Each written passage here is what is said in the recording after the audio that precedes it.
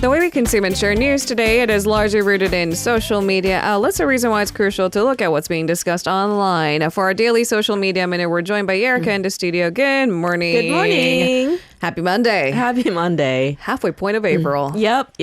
It was really hot over the weekend. I believe we reached close to 30 degrees yesterday. We did. It was very confusing. I didn't know how to dress myself. Today it's a little bit milder. Yeah.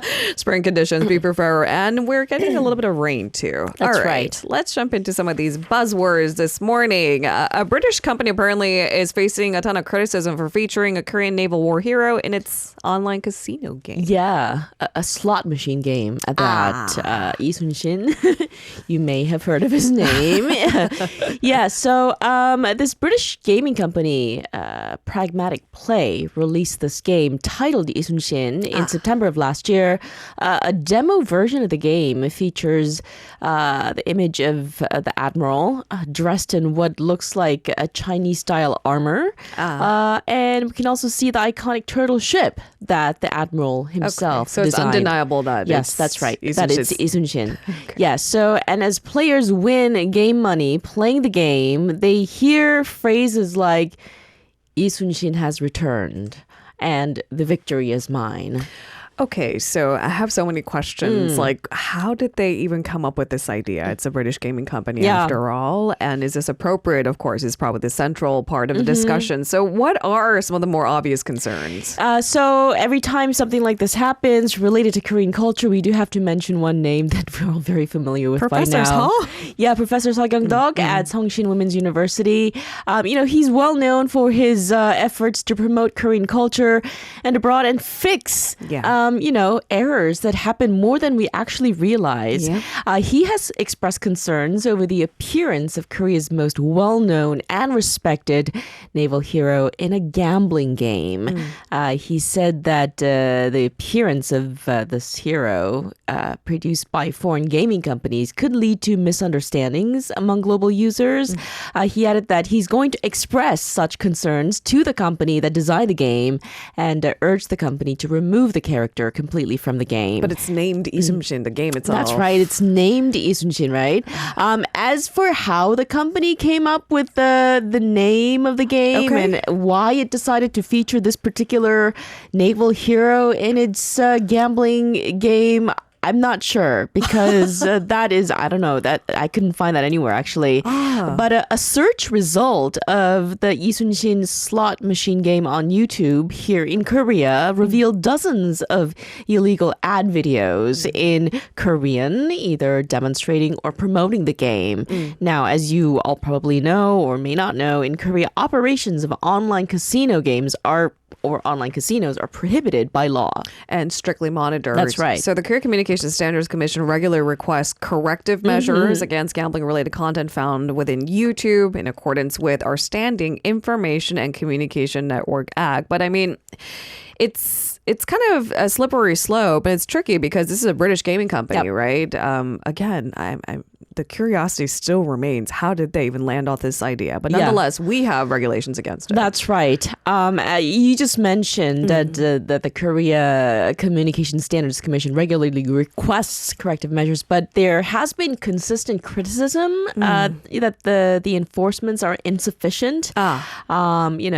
Which basically the cyber gaming market, apparently gambling market, expanded greatly during the pandemic. Who's surprised? Not surprised. Nobody. Yeah. And who's surprised that it's hard to control what happens in cyberspace? Yep. Nobody. But I mean, again, it is their job to crack down on it and correct it. So we'll wait and see. Yep. Again, why Lee Sun-shin? Don't know. You could have chosen any other naval hero. All right, on to our second buzzword this morning. Now, inflation is affecting all of us, which is why affordable bakeries becomes headline. Yeah, so I get off at Haehwa Station on subway line number 4 every morning to get to work. And every time I scan my card and walk out towards the exit, I get a waft of fresh Bakery goods. freshly baked goods, like the scent of butter and flour and like sweet. It's so enticing, and there are crowds of people always outside that bakery, probably buying breakfast. Yeah. There are lots of students because there are universities in the nearby area, and it's cheap, right? Is it? Yeah, it's really, really cheap. Now, freshly baked bread, cakes, pastries, and other baked treats that only cost 1,000 won, including the stall that I just mentioned. You're kidding. Yeah. At vendor stalls within Seoul subway stations are selling like hotcakes. Now, 1,000 won equates to around 73 cents, less than $1. Very cheap. Now, these so-called 1,000 won bakeries or 천원 빵집 are sort of like dollar stores in the U.S. and 100 yen stores in Japan, but instead of commodities, they sell baked goods. This is so good. Better, in my opinion.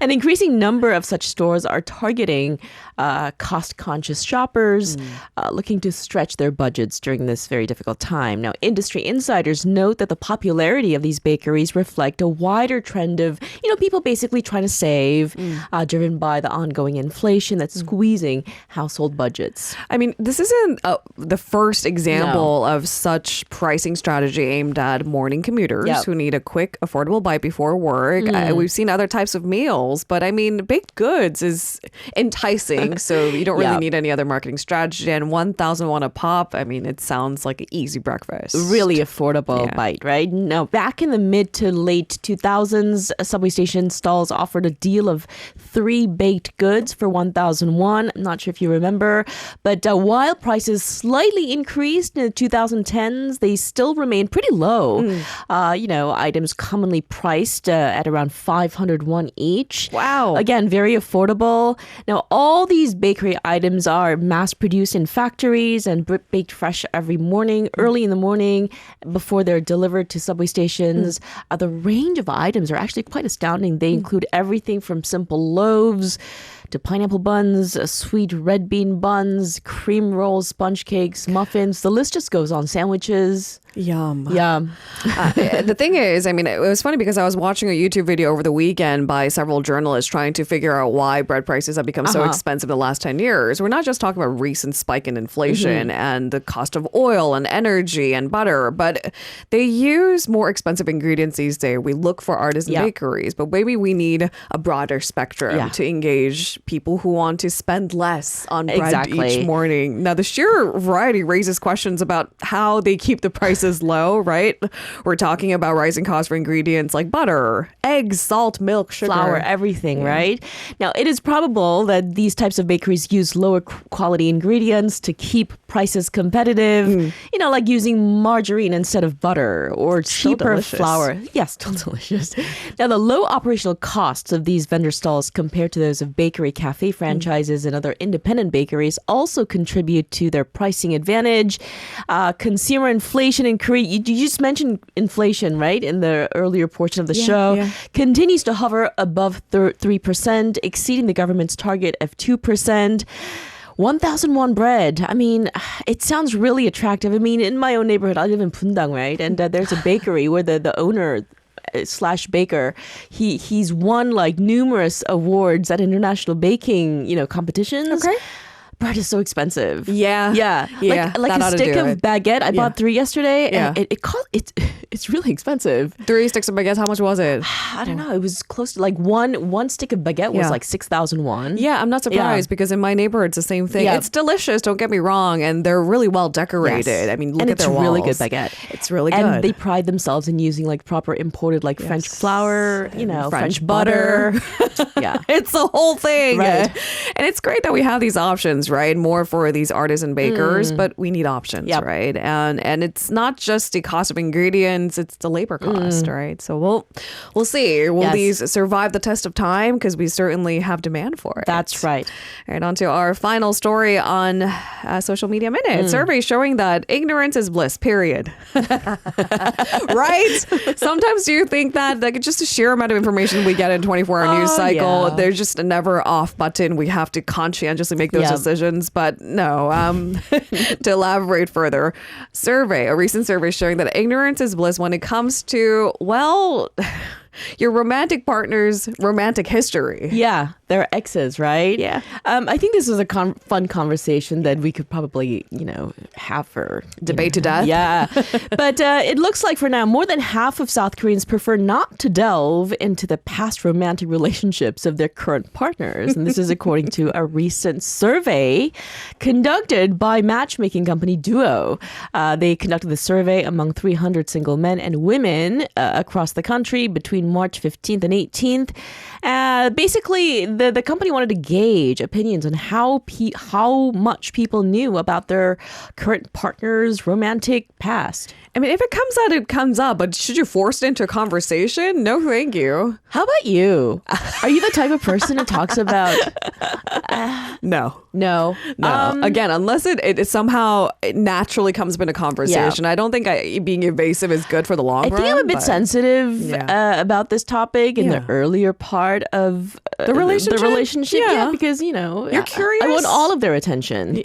That too. Right. And you're curious. Like 100%. Yes. So I'm reluctant to, delve into their past when we just started dating. But, after a while, it just naturally comes up and I don't really care. Yeah. But I think with age, it comes experience. And with experience my comes boyfriend's ex wisdom. actually came to the restaurant and when I wasn't even there. And I was like, sure, yeah. Your TMI for this morning, folks. Catch up. It happens. It happens. And when it happens naturally, I think we're more willing to talk about it. But should you forcibly bring it into a conversation? Not forcibly. Right? Definitely not. What's the point of that? Right. All right. So the big question then, of course, a follow-up becomes, why do people avoid us talking about exes according to the survey? Anyway? So when they were asked why they chose to avoid this topic, the majority, 56% of the people said they simply are not interested. Oh. Which is surprising. My thought is that everyone is interested, but they just want to avoid it. I was going to say, I don't believe 100% on the answers we give in surveys. It's how you felt in the moment. Maybe you want to save face and say, oh, I don't really care. Of course you do. Of course you do. Of course you do. It's just natural human sentiment, right? Yeah. Now, 17% admitted the possibility of jealousy, like what I said. Yeah. A 10.8% thought it would be equivalent to just prying. That it's none of their business, basically. Okay, so that's fair. Yeah. But again, I think if you want your relationship to go to the next level, wouldn't it come up? Right? Okay. Now, 32% of those surveyed expressed a desire to know about their partner's previous relationships. The rest of the people said they were undecided.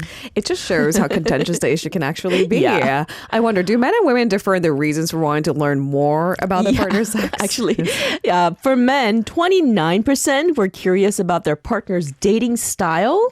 31.3% of women wanted to understand why their partner's past relationship ended. Like, why did they break up? Why did Was you there break something up? wrong with my current What's boyfriend? wrong with you? Yes, exactly, right? Yeah. Now, interestingly, a vast majority, close to 78%, have discussed past relationships with their current partners. Out of these, 62% said that the conversation did not affect their current relationship in any way. Okay. Yeah. About 19% felt that these discussions actually had a positive impact. They said that it helped them understand each other better. 30% learned what to do and what not to do in a relationship or in certain situations, I'm presuming. In a mature relationship, I think the thing is maybe you learn something about yourself. Like, Yeah, exactly. Who knew that I had so many pet peeves? I know. Things like that. It's like you want to tell your current partner, this is how you use me. After time passes, your true colors come out anyway. Time, please. My true colors came out first month into the relationship. I love that. Yeah. That just shows I wear my heart on my character. sleeves. Yeah, exactly. It could be a good or a bad thing. There's two sides to the story. Thank goodness my husband's not here. I can speak for both of us. Thank you very much, Erica. Pleasure. I'll see you tomorrow. If you're listening to our program using the podcast service, just a reminder that we do go live Monday through Friday, 7 a.m. Korea Standard Time. So tune in and help us make the show more informative by giving us your input. See you bright and early on Good Morning Seoul.